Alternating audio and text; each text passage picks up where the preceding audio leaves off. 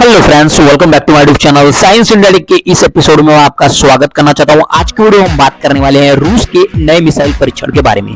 बताया जा रहा है कि इस मिसाइल का परीक्षण रूस अमेरिका को अपनी ताकत दिखाने के लिए कर रहा है। इस मिसाइल को सबमरीन से लॉन्च किया गया था। इस वीडियो में हम न्यूक्लियर सबमरीन से कैसे किसी देश को टारगेट किया जाता है यह जानने की कोशिश करेंगे।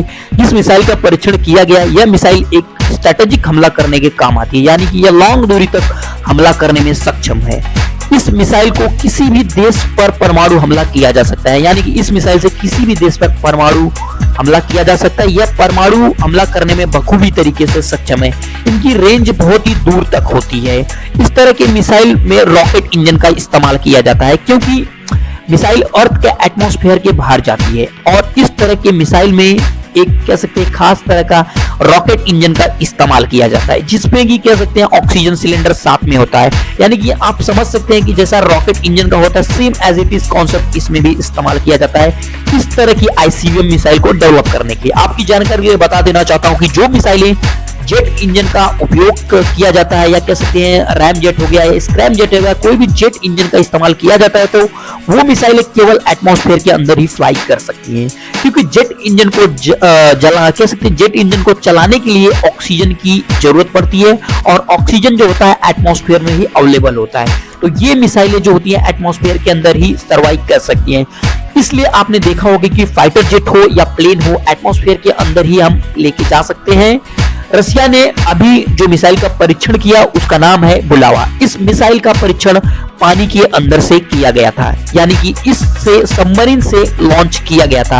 आपने देखा होगा कि बहुत सारी मिसाइलें पानी के अंदर से दागी जाती हैं, तो यह कैसे किया जाता है वो समझने की कोशिश करते हैं। न्यूक्लियर सबमरीन एक ऐसा हथियार होता है जो कि पानी के अंदर किसी भी देश को मिनटों में टारगेट कर सकती हैं। आपने देखा होगा कि सबमरीन काफी टाइम तक ऊपर की तरफ आती है और काफी टाइम तक नीचे की तरफ भी जाती हैं। ऐसा इसलिए होता है क्योंकि जो सबमरीन डीजल से चलती हैं उन्हें अक्सर बैटरी चार्ज करने के लिए ऑक्सीजन चाहिए होता है, और ऑक्सीजन के लिए बाहर आना उनका जरूरी होता है ताकि वो डीजल इंजन को स्टार्ट करके अपनी बैटरी को चार्ज कर सके।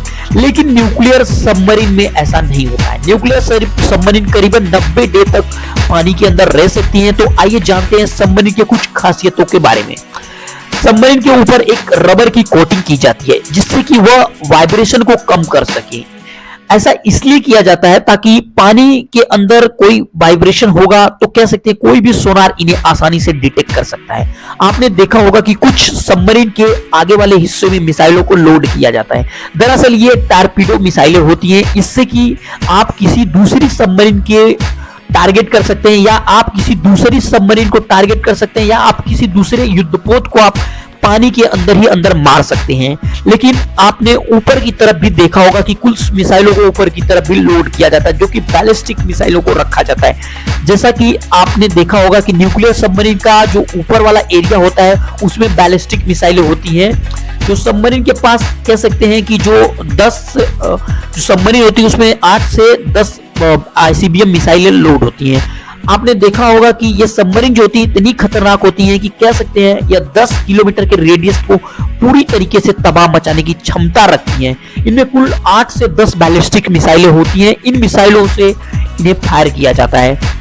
इससे पहले कह सकते हैं इसमें जो मिसाइलों को फायर किया जाता है, पहले एयर प्रेशर का इस्तेमाल किया जाता है, जिससे कि मिसाइलें पानी के बाहर आ सके।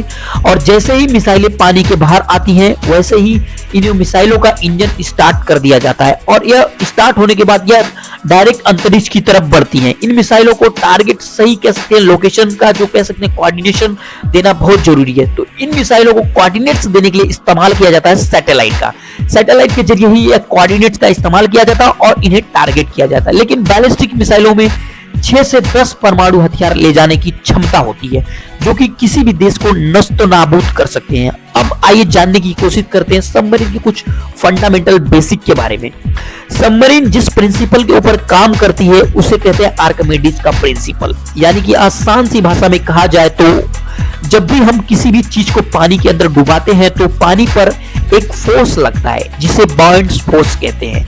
तो फोर्स उतना ही होता है जितना कि पानी से डिस्प्लेस हुआ होता है। कह सकते हैं पानी से जो ऑब्जेक्ट डिस्प्लेस हुआ होता है वो उतना ही होता है। और जब सबमरीन का वेट वाटर के डिस्प्लेस के बराबर होता है तो सबमरीन न्यूट्रल पोजीशन पर होती है।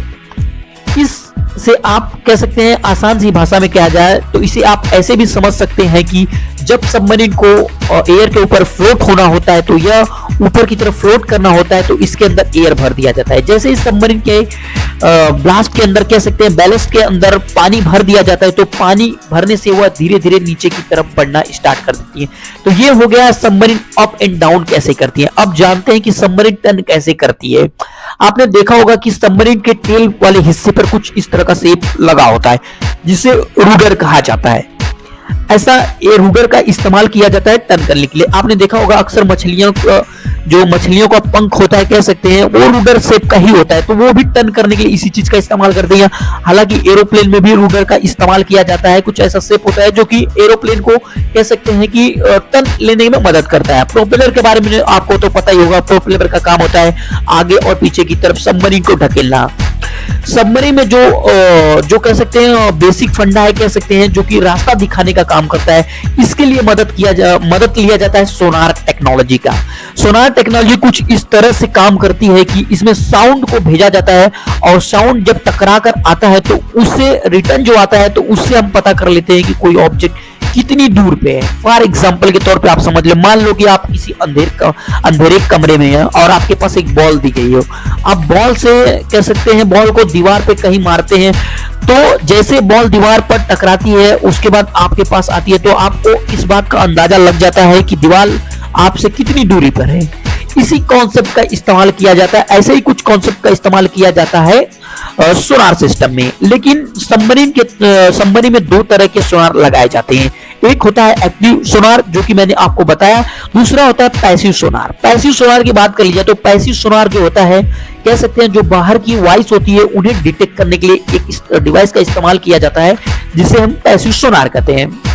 क्या आप जानते हैं कि इस तरह के टेक्नोलॉजी का इस्तेमाल डॉल्फिन जैसी मछलियां भी एक दूसरे से कम्युनिकेट करने के लिए की जाती हैं।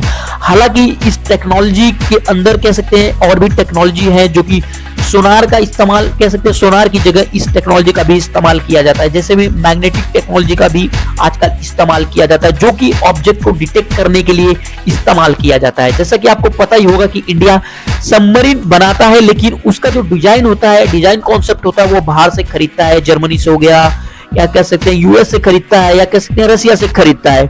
अगर इंडिया खुद सबमरीन डेवलप करे तो कह सकते हैं इंडिया को डेवलप करने में 25 साल का समय लगेगा। इससे आप सोच सकते हैं कि इंडिया कितना ज्यादा पीछे है और कितना अपडेट करने की जरूरत है हमें अपने आप को। आपने देखा, आपकी जानकारी के लिए बता देना चाहता हूं कि आखिर सबमरीन को बनाना इतना कठिन क्यों होता है। सबमरीन को बनाने के लिए एक हाई टेक्नोलॉजी की जरूरत होती है, साथ ही साथ एक हाई क्वालिटी के steel alloy, steel, titanium, carbon और एल्यूमिनियम एलॉय की जरूरत होती है और कुछ ऐसे एलिमेंट्स की भी जरूरत होती है। इनका कॉम्बिनेशन अगर थोड़ा भी मटेरियल में गैप होता है तो इस तरह से सबमरीन को पूरी तरीके से इंप्लोड कर सकता है। यानी कि इन मटेरियल में थोड़ा भी अगर अनुपात की कमी होती है तो यह सबमरीन पूरी तरह से इंप्लोड हो सकती है। आपकी जानकारी के लिए बता देना चाहता हूं कि हर 10 मीटर की डेप्थ पे अगर आप पानी के 10 मीटर के अंदर हर 10 मीटर के अंदर आप नीचे जाते हैं तो कह सकते हैं 1 एटमॉस्फेरिक प्रेशर बढ़ता है। तो आप समझ सकते हो कि सबमरीन 300 से 400 मीटर की गहराई पर होती है तो यहां पर प्रेशर कितना ज्यादा होगा, इस बात को ध्यान देख के डिजाइन किया जाता है। सबमरीन पानी के अंदर कहीं टकरा न जाए उसकी भी जानकारी कलेक्ट की जाती है। कमेंट्स में जरूर बताएं कि यह वीडियो आपको कैसा लगा और भी अगर इंफॉर्मेटिव वीडियो आप देखना चाहते हैं तो कह सकते हैं मेरे पेज पर आप जाके देख सकते हैं। मिलते हैं अगले वीडियो में, तब तक के लिए धन्यवाद। Thank you friends.